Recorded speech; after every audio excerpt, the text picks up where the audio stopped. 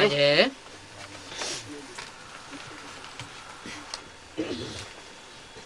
8 जुलाई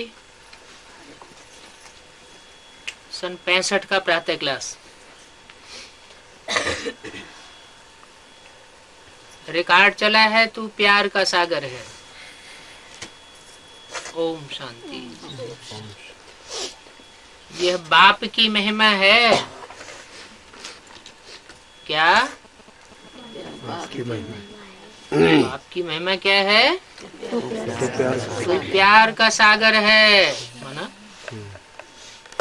धर्मराज नहीं बनता क्या? बनता है? नहीं, अभी नहीं, कभी नहीं। बाप कहते हैं मैं प्यार का सागर कहा जाता हूँ।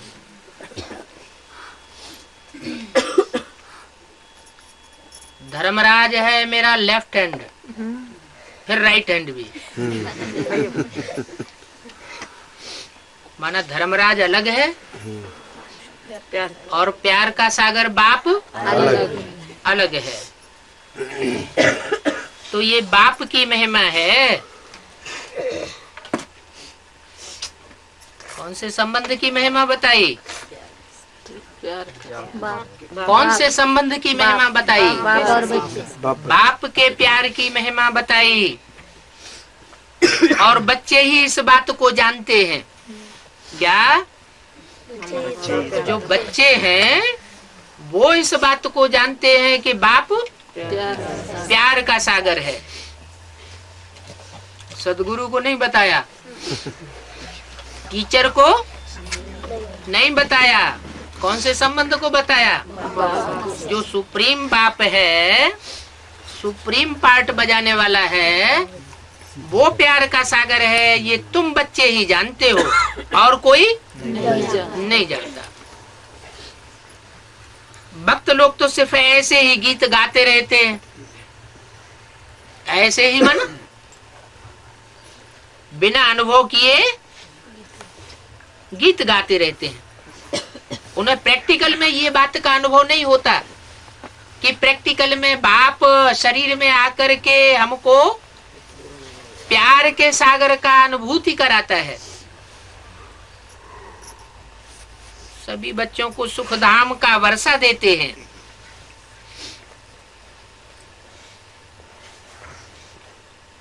तुम बच्चे समझते हो हम ये वर्षा ले रहे हैं। तुम बच्चे माना जो सन्मुख बैठने वाले बच्चे हैं, साकार प्रैक्टिकल पार्ट बजाने वाले प्यार के सागर के सामने, वो इस बात को समझते हैं कि वो हम सभी बच्चों को सुखधाम का रास्ता ही नहीं बताता, लेकिन सुखधाम का वर्षा भी देता है। तुम बच्चे जानते हो हम वर्षा ले रहे हैं। आधा कल्प जब माया का राज्य है तो ऐसा प्यारा बाप नहीं होता है। कब से? द्वापर से लेकर कलयुग अंत तक ऐसा प्यारा बाप नहीं होता है। धर्म पिताएं तो होते हैं, वो भी बाप हैं अपनी अपनी जनरेशन के, लेकिन ऐसे प्यारा पार्ट नहीं बजाते।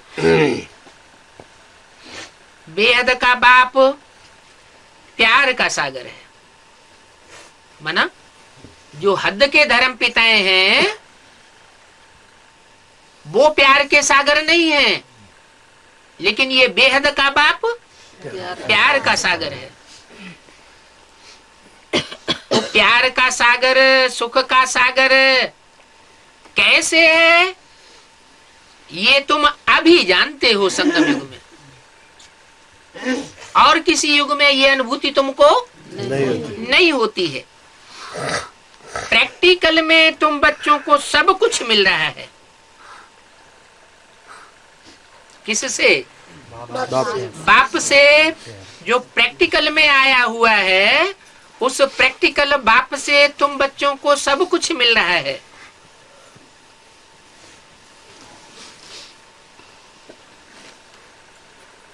भक्ति मार्ग वालों को मिलता नहीं है। क्या कहा? भक्ति मार्ग वालों को प्रैक्टिकल में बाप से नहीं मिलता है और तुम बच्चों को मिल रहा है। इसका मतलब क्या हुआ कि जो अभी तक बेसिक में है, एडवांस में नहीं आए, वो भक्ति मार्ग वाले हुए या ज्ञान मार्ग वाले हुए? भक्ति मार्ग वाले। वो सब हो गए भक्ति लाइन में। सब भक्ति मार्ग वाले हैं। वो प्रैक्टिकल बाप से इस समय सुख शांति का वर्षा लेने की अनुभूति नहीं कर रहे हैं। वो सिर्फ गाते हैं। क्या? तू प्यार का सागर है, तेरी एक बूंद के प्यासे हम। अरे प्यार का सागर है तो बूंद के प्यासे क्यों हो? सागर में डूब मरो ना, जीते जी मर जाओ। याद करते हैं, उनकी है सिर्फ याद और तुम प्रैक्टिकल में अनुभूति करते हो। प्रैक्टिकल अनुभूति कैसे होती है? साकार में होती है। अनुभूति करने वालों को अपनी इंद्रियों के द्वारा अनुभूति होती है। प्रैक्टिकल में आंखों से देखते हैं, कानों से सुनते हैं। अभी ये याद पूरी होती है। क्या? भक्ति मार्ग वालों की जो याद है वो अभी पूरी होती है। बच्चे सन्मुख बैठे हैं, विमुख होकर नहीं बैठे हैं। समझते हैं बेहद के बाप का ही गायन है। जरूर वह बाप इतना प्यार दे करके गया है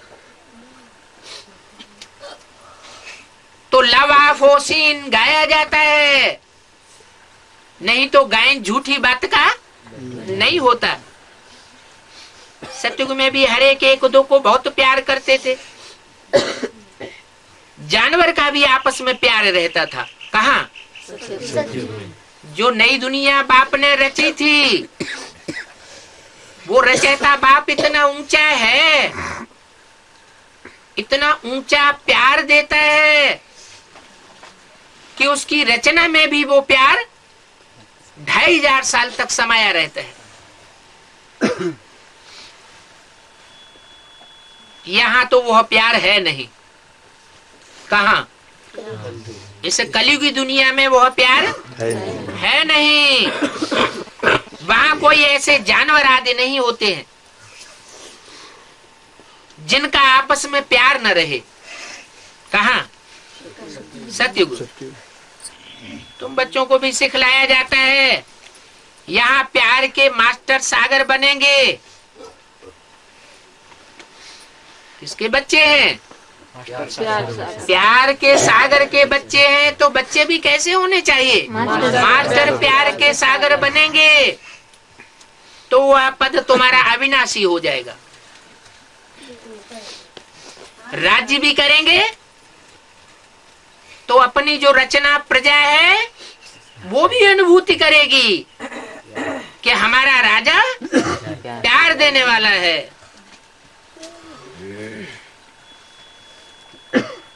यहाँ सब एक दो के दुश्मन है। कहाँ?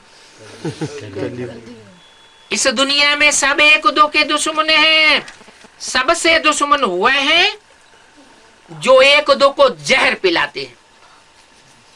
अब वो चाहे बाहर की दुनिया की बात हो, चाहे बेसिक की दुनिया की बात हो, और चाहे एडवांस के ब्राह्मणों की दुनिया की बात हो, भले वो प्रैक्टिकल में आंखों के सामने बैठे हैं लेकिन अंदर की आंखों से वो बाप के क्या है?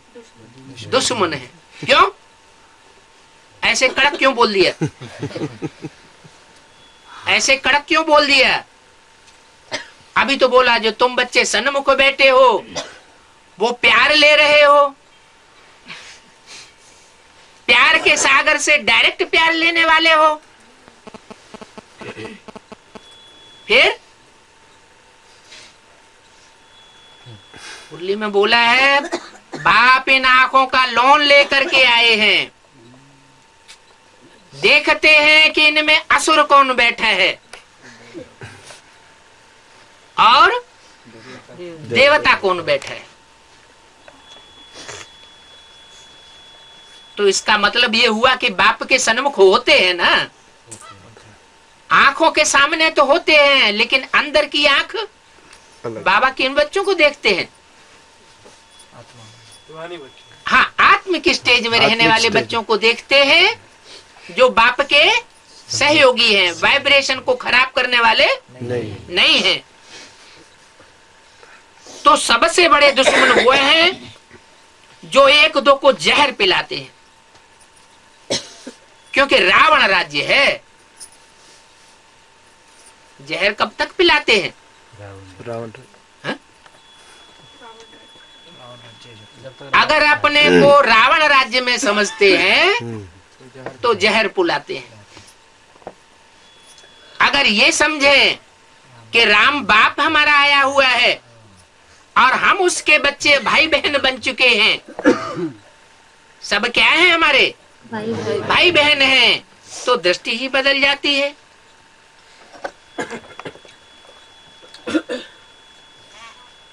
लेकिन यहाँ रावण का राज्य है तो रावण के प्रभाव में आ जाते हैं। यथा राजा तथा प्रजा। बाप कहते हैं कलप पहले मिसल हूबहू तुमको प्यारा बनाते हैं। जैसे पहले प्यारा बनाया था, अभी भी प्यारा बनाते हैं। कब किसका आवाज सुनते हैं कि ये गुस्सा करते हैं तो बाप समझाते हैं। जैसे अज्ञान काल में समझाया जाता है, वह बाप होते हैं हद के, दुख देने वाले होते हैं। यह बाप है बेहद का और सदा सुख देने वाला है। एक दो को दुख नहीं देना चाहिए। आधा कल्प बहुत दुख दिया है। रावण ने तुमको बहुत बिगाड़ा है। जो जिसके ऊपर चढ़ाई करते हैं उनको लूट लेते हैं। अभी तुमको रोशनी मिली है, यह ड्रामा का चक्र फिरता रहता है। सिर्फ बाप को और चक्र को याद करते रहो तो भी मृत्यु लोक से अमर लोक में चले जाएंगे। विस्तार को नहीं समझ सकते हो, अच्छा सिर्फ दो अक्षर ही याद करो। कौन से दो अक्षर? बाप और षष्ठी चक्र। बेहद के बाप से हमको ये वर्षा मिलता है। जितना जो बाप को याद करते हैं कमल फूल समान पावन बने रहेंगे। क्या कहा? कमल फूल समान पावन कौन बने रहेंगे? जो याद करते हैं। याद माने क्या है? याद का मतलब है लगाव, और लगाव भी कैसा? अब भी विचारी लगाओ। एक बाप दूसरा न कोई।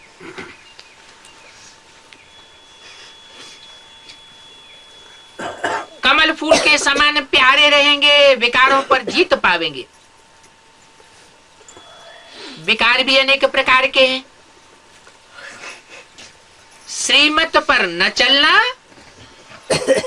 वह भी एक विकार है। क्या कहा? वे माना विपरीत, कार माना कर्म। श्रीमत पर नहीं चलेंगे तो कैसा कर्म करेंगे? विपरीत कर्म करेंगे। बाप जो चाहता है वो कर्म नहीं करेंगे।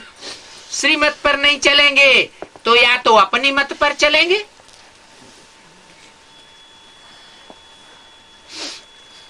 क्या?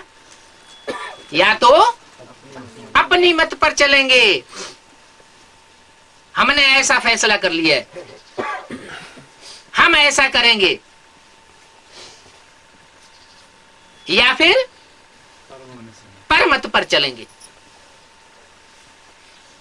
तो परमत पर चलने से अथवा अपनी मनमत पर चलने से क्या अंजाम होगा? निर्विकारी नहीं बन सकते। श्रीमत पर चलने से ही तुम निर्विकारी बनते हो। लक्ष्य क्या है? नर से नारायण बनना है, देवता जैसा बनना है, तो देवताएं निर्विकारी होते हैं ना। तो काहे से बनेंगे निर्विकारी? श्रीमत से ही निर्विकारी बनते हो। माम एकम याद करना है।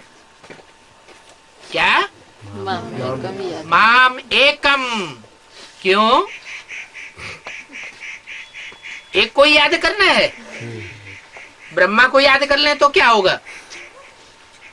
है? वर्षा नहीं मिलेगा।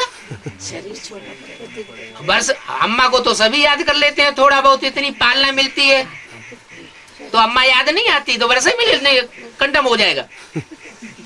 है? नहीं, एक लक्ष्यबद्ध होकर के याद करना होता है और एक ऑटोमेटिक याद आ जाती है। तो जिसने ये पक्का फैसला कर लिया है कि हम तो इसी स्वरूप को याद करेंगे जो बाप ने मना कर दिया है, तो वो गलत बात है। अब माँ के रूप से प्यार मिलता है तो याद तो आता है ना, वो बात एक अलग है। तो बताया माँ में कम याद करना है।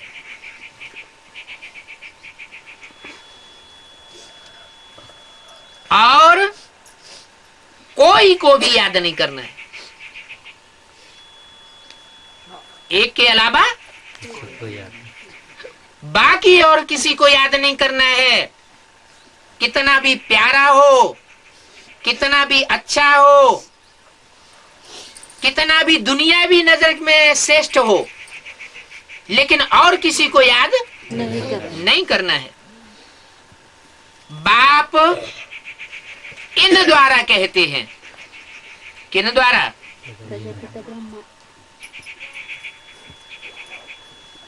कहते दोनों के द्वारा है।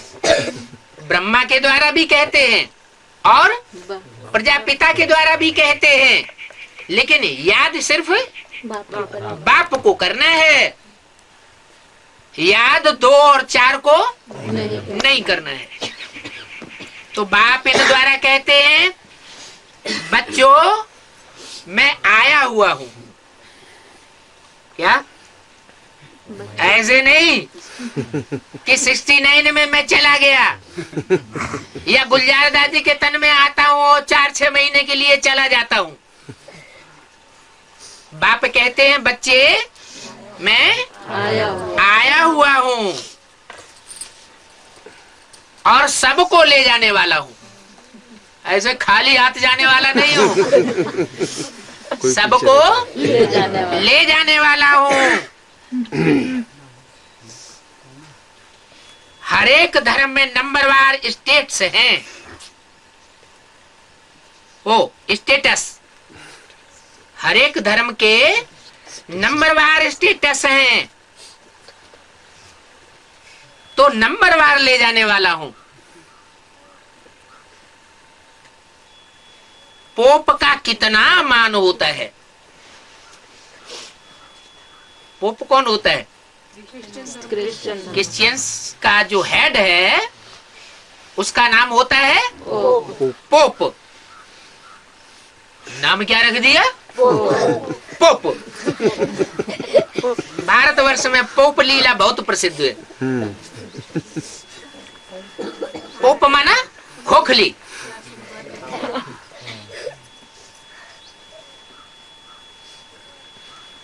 तो बोला कितना मान है पोप का? इस समय तो सब अंधश्रद्धा में है। क्या? जिनका भी मान देते हैं इस दुनिया में, वो सब अंधश्रद्धा के वशीभूत होकर के मान मर्तबा दे रहे हैं। तुम सिवाय एक बाप के और किसको भी मान दे नहीं सकते। क्या क्या कहा? तुम सिवाय एक बाप के और किसी को भी मान मर्तबा दे नहीं सकते। ये क्या बात हुई? अव्यक्त वाणी में तो बोला है किसी का अपमान नहीं करना चाहिए। चलो ठीक है, अपमान नहीं करना चाहिए, लेकिन सभी को मान देना चाहिए है? और सभी को मान दे, एक को दे मान नहीं देना तो सबको है, लेकिन जितना एक को देना है उतना और किसी को नहीं देना है। अभी स्टेटस की बात बताई ना, तो बोला और किसी को तुम इतना मान नहीं दे सकते। सब आर्टिफिशियल हैं। क्यों नहीं मान दे सकते? आर्टिफिशियल, सब झूठे हैं, आर्टिफिशियल हैं। इसलिए भारत में सिर्फ एक की ही कथा गाई जाती है। कौन सी कथा? सत्यनारायण की कथा गाई जाती है। सत्य लक्ष्मी की भी कथा नहीं गाई जाती है। सत्य जगदम्बा की भी कथा नहीं गाई जाती है। माना सब आर्टिफिशियल झूठे हैं।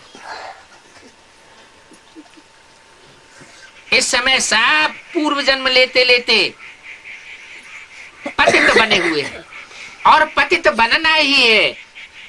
क्या ऐसे नहीं, अभी तक पतित बने हुए हैं, लेकिन क्या कहा? शूटिंग भी चल रही है। तो शूटिंग में क्या होता है? पतित तो बने हैं अभी तक, लेकिन जो शूटिंग पीरियड चल रहा है उसमें भी पतित बनना है। जब तक पूरी दुर्गति नहीं हुई है तब तक सदगति नहीं हो सकती। जो भी मनुष्य मात्र हैं, कोई भी ऊंचे से ऊंचा हो, जो भी मनुष्य मात्र हैं उनको पिछाड़ी में पतित बनना है। क्या?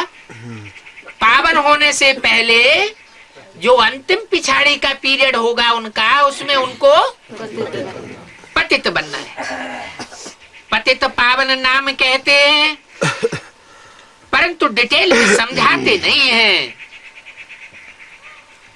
कि पतित शब्द पहले रख दिया और पावन शब्द बाद में क्यों रख दिया। पहले पतित बनने का पूरा ग्रहण लगता है, फिर बाद में पावन बनते हैं। एक सेकंड में ब्रह्मा के लिए क्या गाया हुआ है? ब्रह्मा सो विष्णु, माना ब्रह्मा भी अपने आखिरी सेकंड में अति का पतित, और फिर उसके अगले सेकंड में अति का पावन बन जाता है।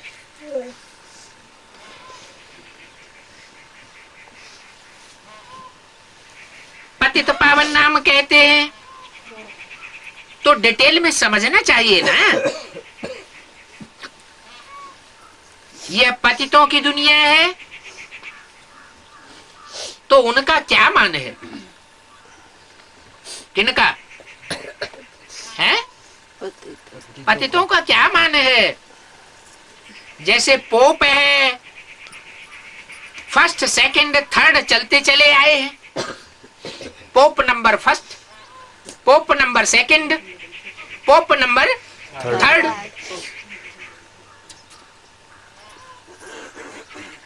उतरते गए ना। क्या? पहले नंबर का जो पोप होगा वो फिर भी फर्स्ट क्लास होगा, उसके बाद थर्ड, फोर्थ नंबर तो नीचे गिरता जाता है ना। उनों की भी लाइनेज दिखाई जाती है, उनकी लाइनेज का मान है। जैसे पोप उतरते चले गए, फिर भी नंबरवार ये अपना पद लेंगे। इस चक्र को अब तुम अच्छी रीति जानते हो। यहाँ आते ही हैं बेहद के बाप के पास।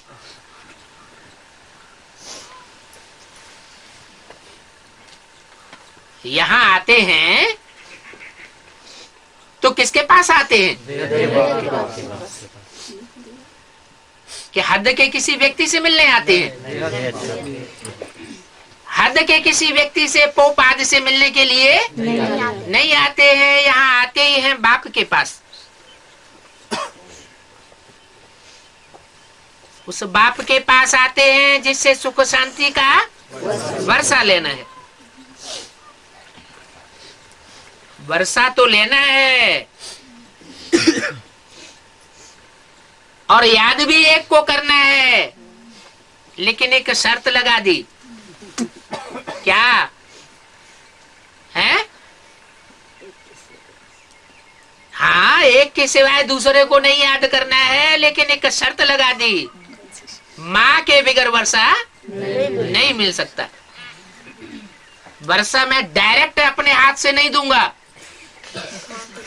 किसके द्वारा दूंगा? माँ के द्वारा वर्षा दूंगा।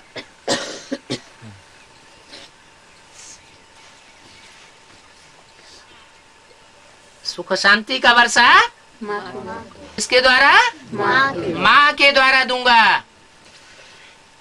वर्षा ले लेने के बाद फिर दुख अनुभव होगा? नहीं।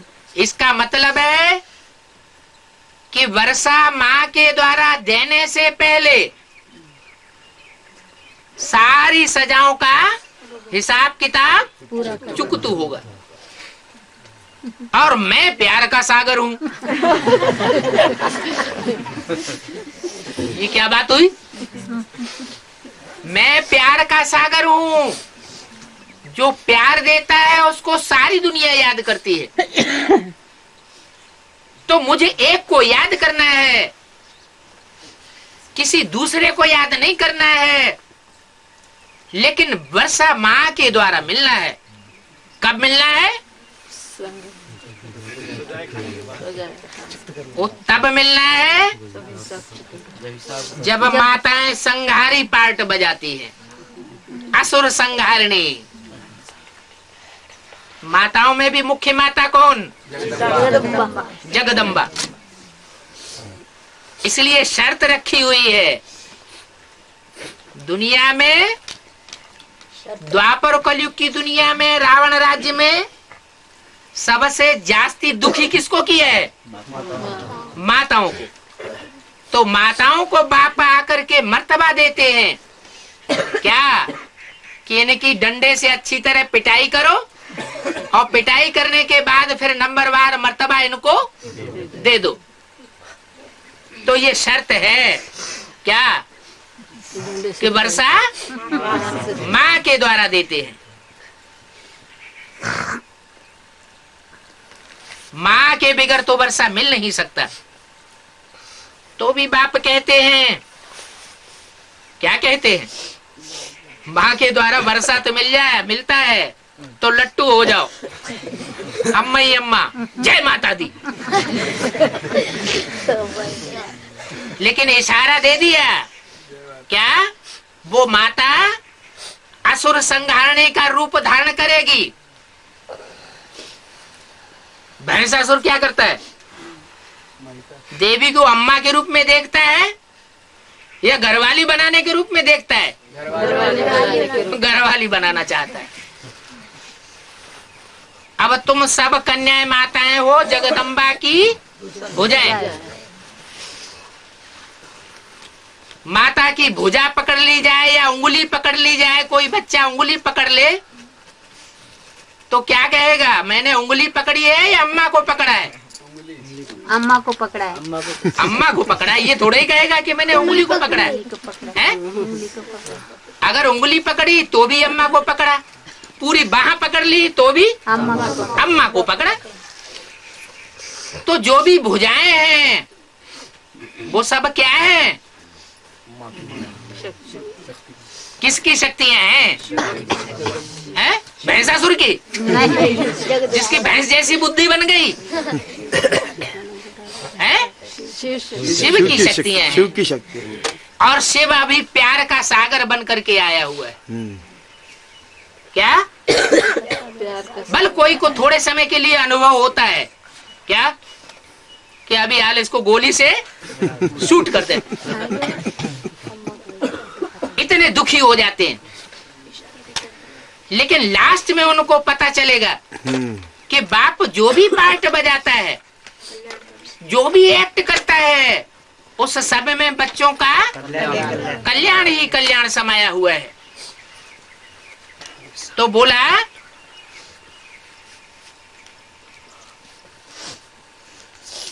माँ बिगर वर्षा नहीं मिलता है तो भी बाप कहते हैं कि देहधारी को याद मत करो। भले माँ बिगर वर्षा नहीं मिलता है तो भी माँ जो होती है वो साकारी होती है।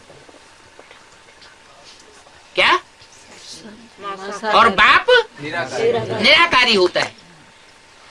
तो साकारी माना देह अभिमान। उस माँ को याद मत करो, सिर्फ इतना ही नहीं कहा। क्या कहा? याद मत करो इतना ही नहीं कहा, लेकिन क्या कहा?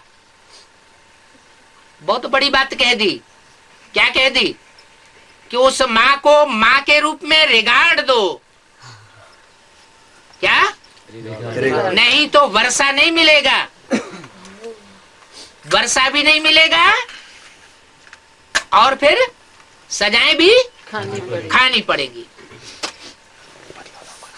सबके सामने बेइज्जत होना पड़ेगा। ऊंचते ऊंचे एक बाप को ही याद करना है। क्या कहा? क्यों?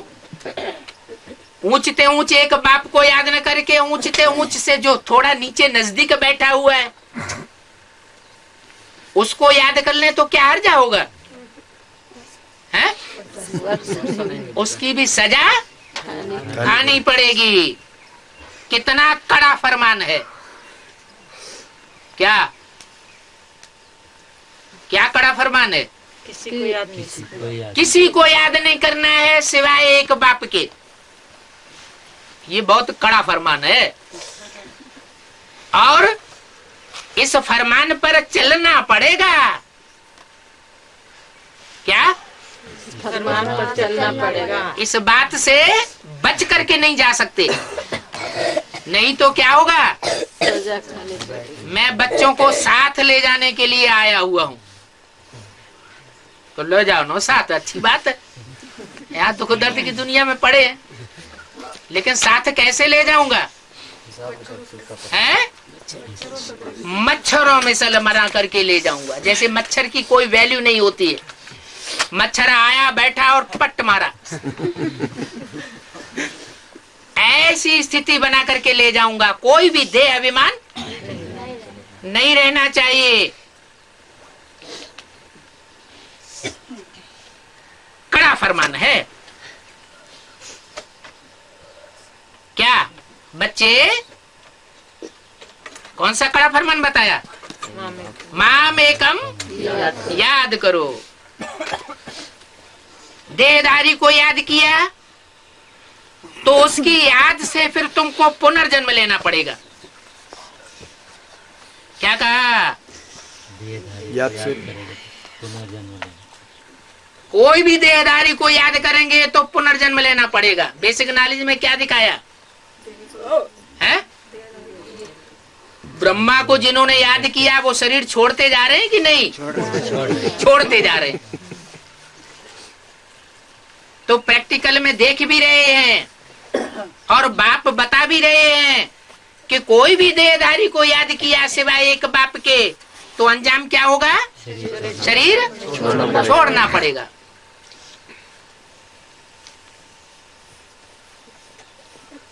और पहले भी इशारा दे दिया कि भक्ति मार्ग का कोई भी संस्कार रह जाएगा तो शरीर छोड़ना पड़ेगा। माना बाप के अलावा और किसी की अगर याद आती है, कहीं लगाव बुद्धि का जाता है तो भगत हुए या ज्ञानी हुए?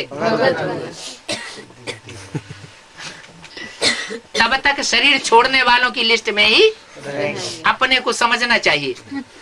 कभी भी मौत हो सकता है, सड़क पे चलते चलते ऊपर से ट्रक आ सकता है। तो बाप कहते हैं बच्चे मौत सामने खड़ा है। इस दुनिया में कोई कितना भी ऊंची पोजीशन वाला हो, किसी का कोई ठिकाना नहीं है कब मौत आ जाए। तो देहधारी को याद किया तो उनकी याद से फिर तुमको पुनर्जन्म लेना पड़ेगा। तुमको माना जो सन्मुख आने वाले हैं उनको भी। तो कोई ये कहे कि अरे भगवान बाप हमारे सन्मुख आ गया, फिर मौत काहे की बात है? स्थूल मौत क्यों आएगी? फिर तो अमरनाथ मिल गया। मिल तो गया लेकिन उसके फरमान को नहीं माना ना। तो सन्मुख हुए या विमुख हुए? विमुख हो गए। जैसे बाबा अर्जुन ने प्रश्न किया है, जैसे अर्जुन ने प्रश्न किया था कि अब तो नारायण मिल गया। हाँ, नारायण मिल गया लेकिन अब कोई कुछ नहीं बिगाड़ सकता है। लक्ष्य नहीं लेना पड़ेगा। लक्ष्य तो रखना पड़ेगा। उनकी याद से फिर तुमको पुनर्जन्म लेना पड़ेगा। याद की यात्रा ठहर जाएगी। क्या कहा? अगर एक बाप के अलावा कोई में भी मोह लगाया, कोई और में लागत गई, तो याद की यात्रा ठहर जाएगी। बाबा नाराज हो जाएगा, हम नहीं याद आती तुमको।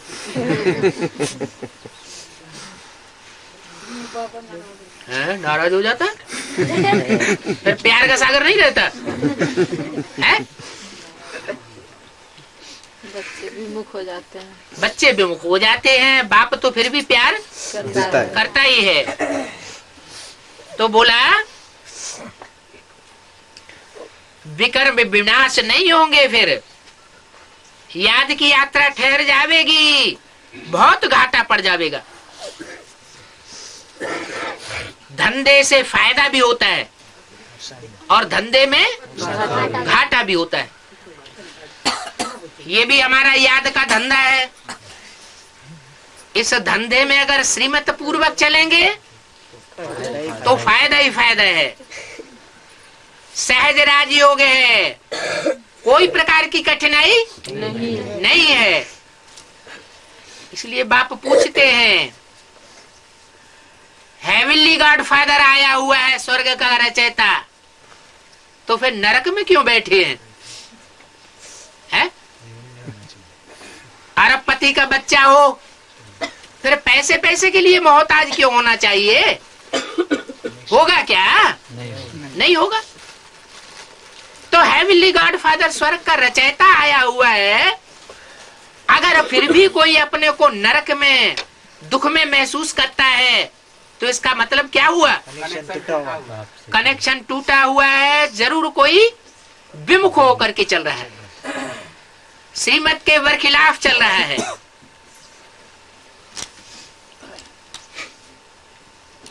बहुत घाटा पड़ जाता है। निराकार बाप को सौदागर जादूगर भी कहते हैं। तुम जानते हो दिव्य दृष्टि की चाबी बाप के साथ है।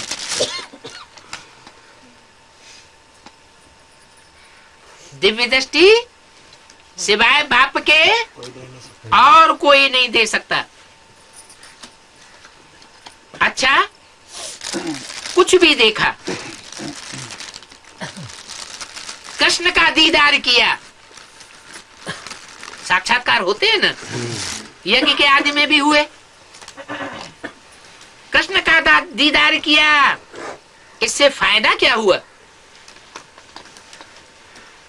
कृष्ण का दीदार किया या कोई भी देवता का दीदार किया, उससे फायदा कुछ भी होता नहीं। सिर्फ अल्पकाल के लिए खुशी मिल जाती है, फायदा तो कुछ भी नहीं होता।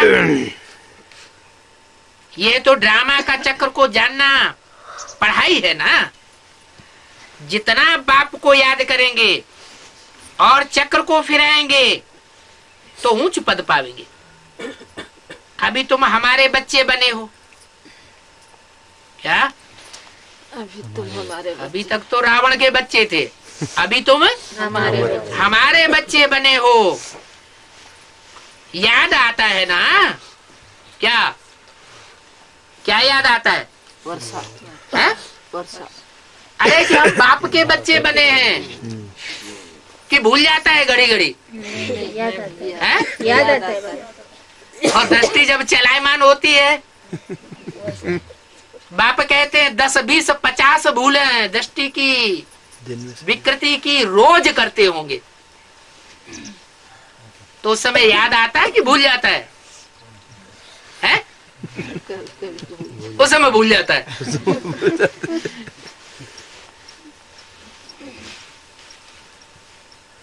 तो ये ड्रामा का चक्र जानना पढ़ाई है ना। तुम हमारे बच्चे बने हो, याद आता है ना? हम 5000 वर्ष पहले भी बाप के थे और अभी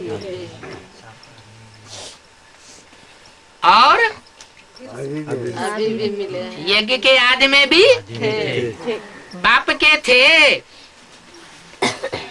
हम आपके थे। हम आत्मा परमधाम में रहती थी, आत्मिक स्टेज का हम अनुभव करते थे। वहां तो कहने की भी बात नहीं रहती है।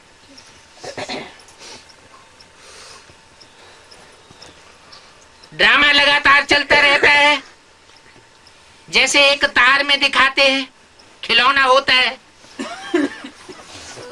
वैसे जो भी है वो सब ड्रामा के तार में बंधा हुआ है।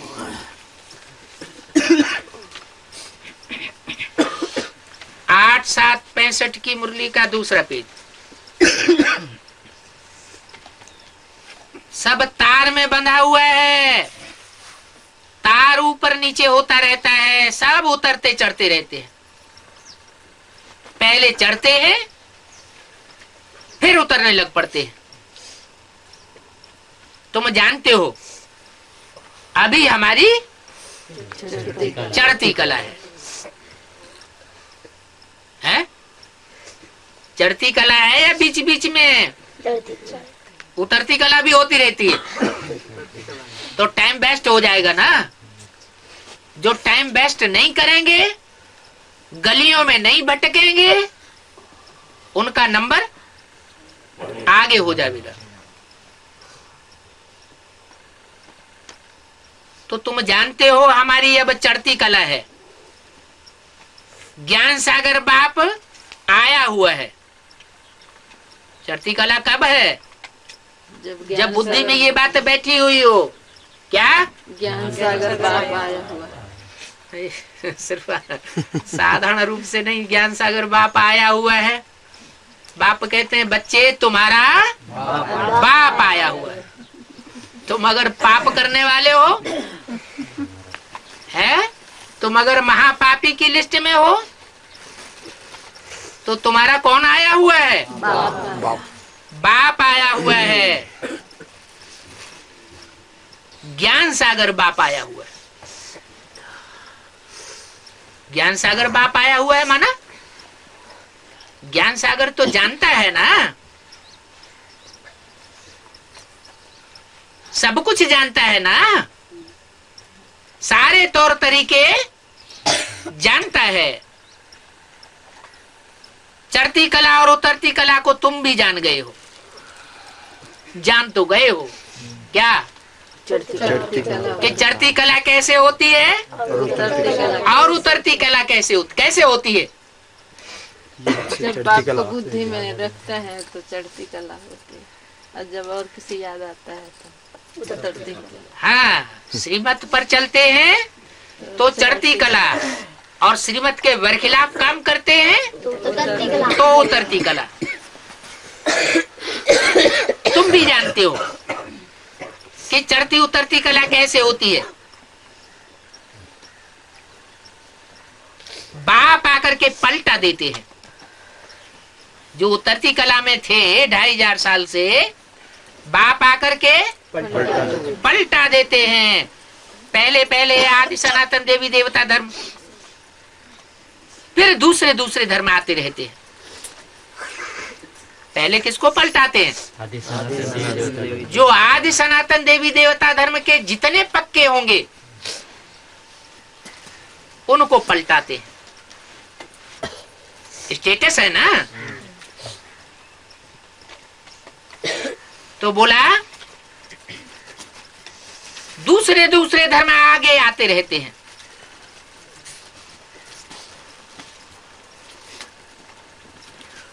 तुम बच्चे जान चुके हो अभी हमारी चढ़ती कला है। भले भले दूसरे दूसरे धर्म बाद में आने वाले हैं, लेकिन हमारी अभी चढ़ती कला है। अभी हमारी उतरती कला पूरी हुई है। कौन जान ये बात कौन जान चुका है? हम बच्चे जो बाप के बच्चे हैं वो इस बात को जान चुके हैं कि हमारी चढ़ती कला है, उतरती कला हमारी पूरी हुई नहीं है। है क्यों नहीं है? तभी तो ऊपर नीचे होते। तमो प्रधान दुनिया में बहुत दुख है। ये तूफान आदि तो कुछ भी नहीं है। क्या जो माया के तूफान अभी आ रहे हैं वो अभी तो कुछ भी नहीं है जो आगे आने वाली दुनिया में आने वाले हैं। तूफान तो ऐसे लगेंगे जो बड़े बड़े महल गिर पड़ेंगे। महल माना संगठन, बड़े बड़े संगठन के किले बने हुए हैं। अमेरिका की गवर्नमेंट, यूएसए की गवर्नमेंट, यूके की गवर्नमेंट संगठन बनाए हुए हैं ना। तो बड़े बड़े महल गिर पड़ेंगे। ये तो बाहर की दुनिया की बात हुई। ब्राह्मणों की बेसिक दुनिया में भी बड़े बड़े संगठन बने हुए हैं। वो सब गिरने लग पड़ेंगे।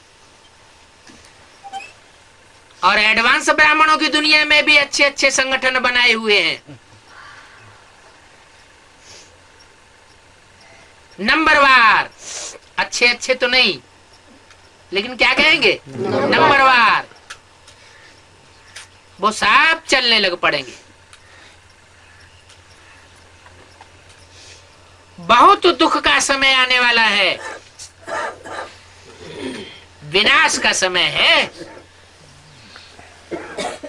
हाय हाय त्राहि त्राहि करते रहेंगे। सबके मुख से हाय राम ही निकलेगा। सब परमात्मा को ही याद करेंगे। फांसी आदि पर जब चढ़ाया जाता है तो भी पादरी आदि कहते हैं किसको याद करो? गॉड फादर को याद करो। परंतु फिर याद करने से क्या होगा? फांसी का ऐलान निकल चुका, फिर याद करने से क्या होता है वो कुछ पता नहीं है। ये कहाँ की यादगार है? संगम युग की। कुछ पता नहीं है। बाप खुद कहते हैं मैं जो हूं और जैसा हूं मुझे यथार्थ रीति कोई भी नहीं जानते। क्या? अगर यथार्थ रीति जाने तो फिर कोई भी गलती न करे। क्या? जो अभी 10, 20, 50 भूलें होती हैं सारे दिन में, वो सारी भूलें करना बंद हो जाए, हवा हो जाए। अपनी आत्मा को भी यथार्थ नीति नहीं समझते हैं कि हमारी आत्मा कौन सी स्टेज का पार्ट बजाने वाली है। मैं आत्मा क्या चीज हूं और मैं आत्मा क्या पार्ट बजाता हूं जानते नहीं।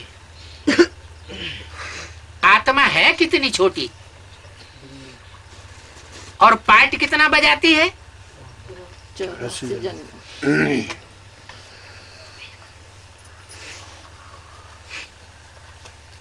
देखते भी हैं स्टार मिसल आत्मा बहुत छोटी है।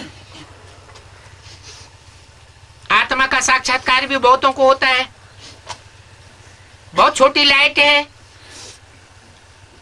बिंदी मिसल सफेद लाइट है। क्या कहा? अपनी प्रकृति में आत्मा को किस रूप में याद करना है? लाल बिंदी को याद नहीं करना है, काली को याद नहीं करना है, सफेद बिंदी। सफेद बिंदी है और बहुत सूक्ष्म है, बहुत छोटी है। इनको दिव्य दृष्टि बगैर कोई देख ना सकता। अगर देखते भी हैं तो भी उनको समझ में नहीं आता है।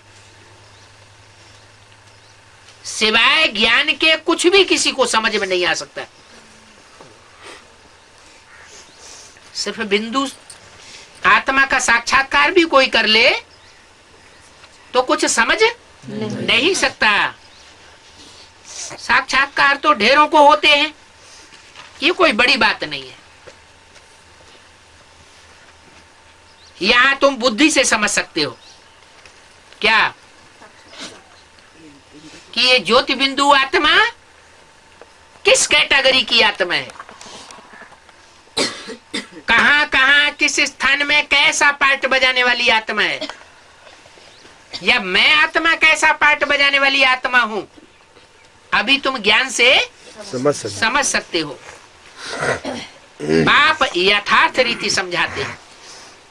तुम्हारे समझने में थोड़ी क्या कहा, थोड़ी गलती भी हो सकती है, गलत फहमी भी हो सकती है, लेकिन अगर बाप से वेरीफाई कराएंगे तो बाप यथार्थ रीति समझाते हैं।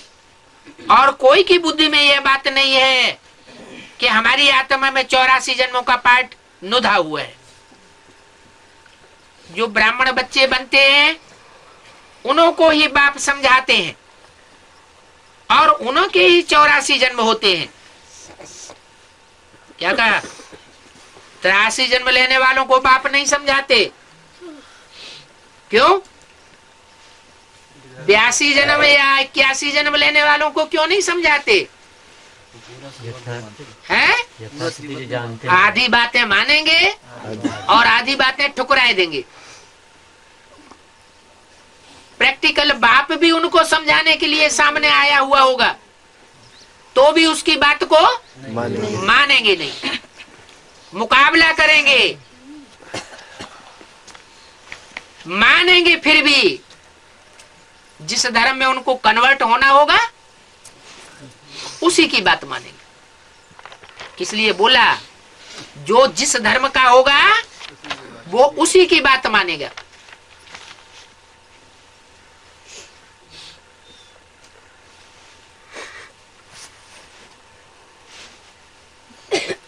पहले गायन है, ब्राह्मणों का गायन है। जो संपूर्ण ब्राह्मण बनते हैं वो ही पूरे 84 के चक्र में आते हैं। मुखवंशावली ब्राह्मण है ना, क्या डायरेक्ट प्रजापिता ब्रह्मा के मुख से उनकी पैदाइश है।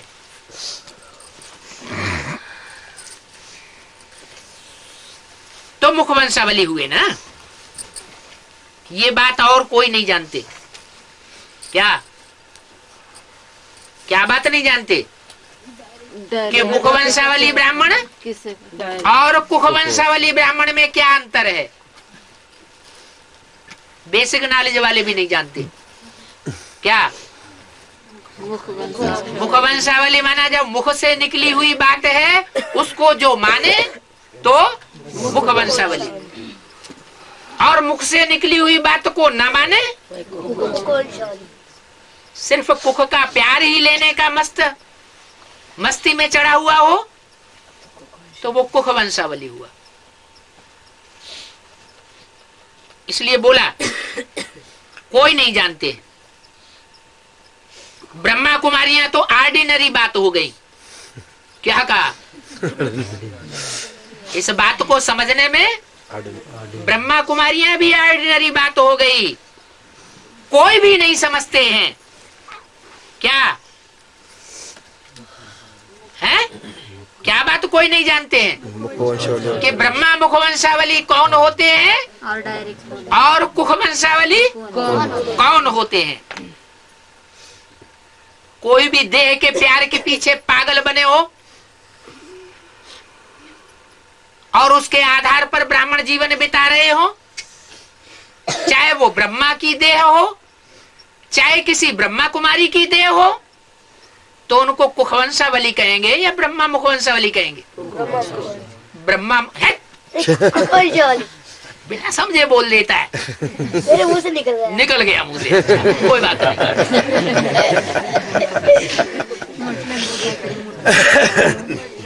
कोई समझते नहीं है बोलो न कुमारी कि ये संस्था क्या है, क्यों ये नाम पड़ा है। सिर्फ प्रजापिता अक्षर डालने से फिर क्यों का प्रश्न निकल जाता है। क्या कहा? ये 65 की वाणी है ना। उस समय सिर्फ ब्रह्मा कुमारी विद्यालय लिखा जाता था, अपने को सब कोई ब्रह्मा कुमार कुमारी कहते थे, प्रजापिता के बारे में किसी को पता नहीं था।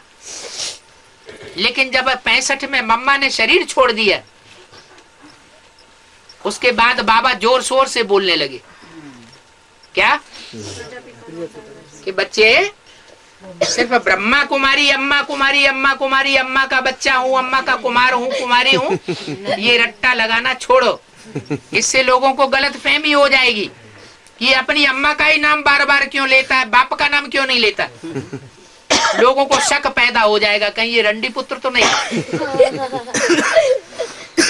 इसलिए प्रजापिता का नाम खास डलवाया ताकि बच्चे जाने बच्चे तुम्हारा बाप आया हुआ है।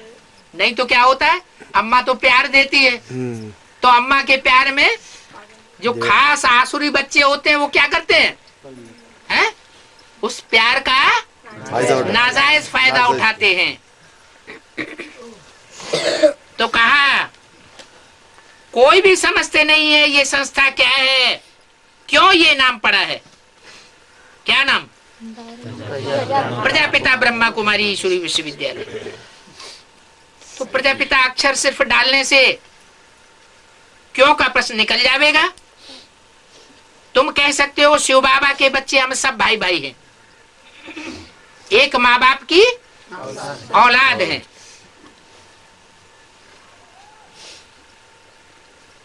माँ बाप की औलाद है तो भाई बहन है, और एक शिव बाप की औलाद है तो भाई भाई हैं। फिर प्रजापिता ब्रह्मा के बच्चे बनने से ब्रदर सिस्टर्स बनते हैं। ये ब्रह्मा, ये प्रजापिता। तो ये भाई बहन समझने से फिर प्रश्न नहीं उठेगा। समझेंगे नई दुनिया की स्थापना हो रही है, बरोबर ब्रह्मा द्वारा तुम पति से पावन बन रहे हो। ये जो रखड़ी बंधन आदि गाया जाता है, ये सब पुरानी रस्म चली आ रही है। ये यादगार है किस बात की कि बाप ने आकर के ब्राह्मण बन करके हम बच्चों को रखड़ी, पवित्रता के व्रत धारण करने की रखड़ी बांधी है।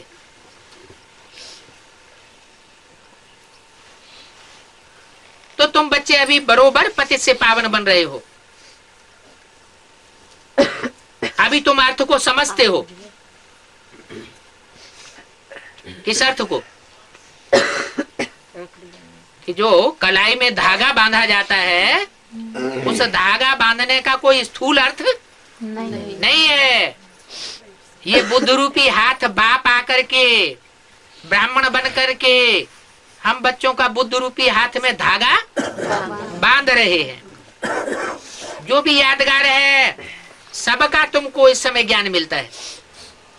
सिर्फ ये रक्षाबंधन की बात नहीं है, चाहे होली हो, चाहे दिवाली हो, चाहे दशहरा हो, चाहे शिवरात्रि हो, जो भी यादगार चली आ रही है उन सब का तुम इस समय ज्ञान बुद्धि में धारण करते हो। सतयुग में थोड़े ही रामनवमी आदि मनावेंगे क्या? कहाँ मनाते हैं? नहीं, कलयुग द्वापर युग में मनाते हैं? और यहाँ हम उसका वास्तविक अर्थ जानते हैं। हम मनाते नहीं है। हम दिवाली मनावेंगे नहीं, हम स्थूल दीपक जलावेंगे नहीं। मुरली में तो बोला है तुम छत पे चढ़ के दिवाली के दीपक देखेंगे भी नहीं है? देखना भी नहीं है। क्यों देखना है? इसका मतलब अंदर कुछ भक्ति की भवकों को देखने की ललक है। वहाँ मनाने की बात नहीं होती सतयुग में। वहाँ तो ज्ञान ही नहीं रहता। ये पता भी नहीं पड़ेगा कि अब हमारी उतरती कला है। कहाँ? सतयुग में देवताओं को उतरती कला का ज्ञान नहीं होगा। बस वहाँ सुख में जन्म लेते रहेंगे। वहाँ है योग बल की पैदाइश, विकार का वहाँ नाम नहीं होता। क्योंकि वह रावण का राज्य नहीं है। बात तो संपूर्ण निर्विकारी है, पहले से ही साक्षात्कार हो जाता है। नहीं तो कैसे सिद्ध हो? एक पुराना शरीर छोड़ दूसरा नया लेते हैं। यहाँ तो तुम बच्चे पहले जावेंगे मुक्ति धाम। बच्चे समझते हैं वो मुक्ति धाम हमारा घर है, उनको ही शांति धाम कहते हैं। क्या कहा? हमको असली शांति कब मिलेगी? है? कहते हैं ना, हम तब तक शांति से नहीं बैठेंगे जब तक हम ये काम पूरा नहीं कर लेंगे। मुरली में बोल तो दिया है कि तुम बच्चे परम धाम को इस सृष्टि पर उतार लेंगे। तो जो सृष्टि पर परम धाम साकार में उतरने वाला है और उस परम धाम में हम पहले बच्चे पहुंचने वाले हैं, तो कब पहुंचेंगे? पहले काम पूरा करेंगे, फिर शांति में जाके बैठेंगे। पहले मुक्ति धाम जावेंगे। जानते हैं बच्चे ये हमारा घर है, उनको शांति धाम कहते हैं। किसका घर है? आबू अब्बा का घर है। किसका घर है? अभी नहीं, कब होगा? जब काम है? पूरा हो जाएगा। जब ऐसा संगठन वहाँ इकट्ठा हो जाए जहाँ सबकी आत्मिक स्टेज हो। कोई भी आसुरी दृष्टि वृत्ति और कृति वाला वहाँ पांव रख नहीं सकेगा। ऐसा पांडवों का किला मजबूत हो जाएगा। उनको ही शांति धाम कहते हैं। वो तो हमारा अथवा बाप का घर है, जिस बाप को हम याद करते हैं। क्या कहा? हम किस बाप को याद करते हैं? सिर्फ बिंदी बाप को याद करते हैं कि शरीर धारण करके जो बाप आया हुआ उसको याद करते हैं? जो शरीर धारण करके बाप आया हुआ है उस आबू अब्बा का घर है।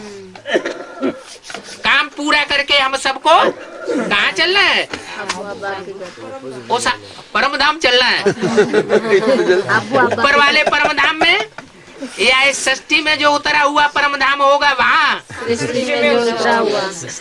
इस सृष्टि में कहाँ होगा? अमेरिका में या लंदन में? अब्बू अब्बा के घर है? अब्बू अब्बा नहीं, अब्बा का घर तो होगा, लेकिन होगा कहाँ? कौन से देश में होगा? चैतन्य भारत में आबू अब्बा का घर होगा। है? साकार में प्रैक्टिकल जो परम धाम होगा वो आबू अब्बा का घर जो है वो शरीर में होगा। नहीं, है? माउंट आबू। हाँ, माउंट आबू में। तो बोला पहले तुम जावेंगे मुक्ति धाम। ये बात बच्चे ही समझते हैं कि हमको सारा काम पूरा करके तब शांति में जाकर बैठना है। तब तक हमको शांति में नहीं बैठना है। हमें कोई शांति नहीं है जब तक हम काम पूरा नहीं न कर लें। ओम शांति।